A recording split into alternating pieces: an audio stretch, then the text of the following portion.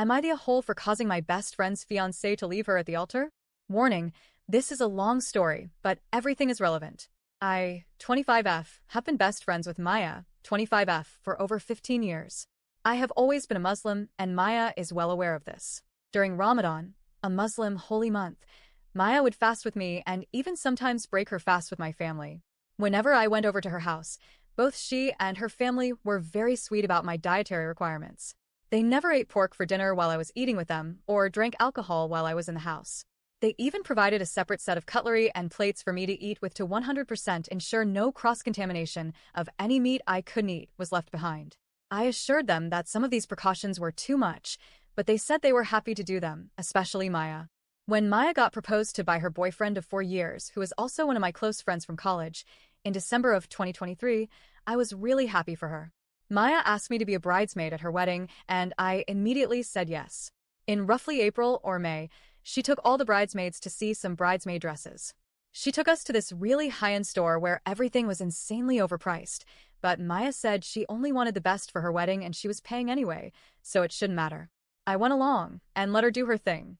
Prior to this outing, I reminded Maya I had some restrictions on what I could wear for religious reasons. I said I personally was not comfortable wearing anything above the knees, although I know that's not something bridesmaids tend to wear anyway, nothing with a low neck or anything very tight-fitting. She assured me that wouldn't be an issue because she wanted a long, flowy, one-shoulder dress. When we got to the store, we found a dress similar to what she wanted, and she was really happy with it. But while looking for dresses she liked, she found a specific dress that she loved even more. This new dress was a blush dress that was very tight-fitting and had a somewhat low neck. I looked at the dress and reminded her I couldn't wear that.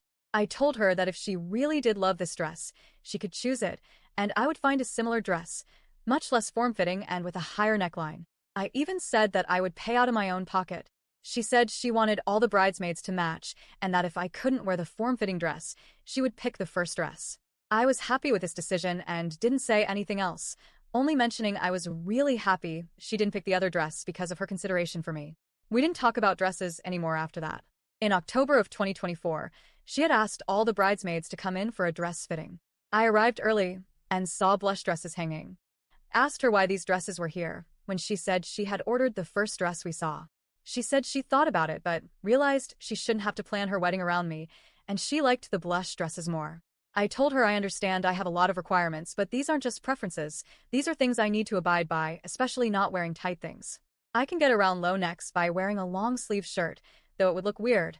However, I don't wear anything that reveals my body, as in trousers or anything tight, and her wedding would not be an exception. I gave her two options. Either she lets me order a similar dress that was more flowy but in the same color, or I am not a bridesmaid and would instead attend as a regular guest to her wedding. I didn't say this in a mean way. I just stated it as fact. She said she wouldn't have me ruining her perfect wedding by sticking out, and so I should just come as a guest.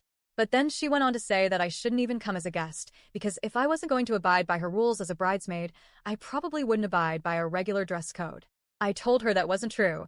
I was perfectly capable of following a dress code, but she insisted I not come. I told her I was sorry things ended this way, but if she really didn't want me to come, I wouldn't come. Closer to the day of her wedding, I sent a wedding gift straight to Maya and Jake's house. Jake is Maya's fiancé. Jake opened it, not realizing it was a wedding gift. After he realized it was a wedding present, he messaged me saying thanks but that I could have just put it on the gift table at their wedding. I responded saying I wouldn't be attending the wedding due to an altercation I had with Maya. However, Jake and I are still friends and I don't wish any ill will on Maya even after our argument, so I thought it would be polite to send a gift. He questioned me further, asking why I wouldn't be a bridesmaid, since he was told I would be. I explained the situation and he ended with a quick, okay. I thought that was the end of it and didn't think anything else. That was until the night of Maya and Jake's wedding, when I got over 20 messages from different people. Some saying that I am an a-hole for what I did, and others saying it's not my fault. I was extremely confused as to what was going on until a mutual friend of mine and Maya sent me a video she was taking during the wedding.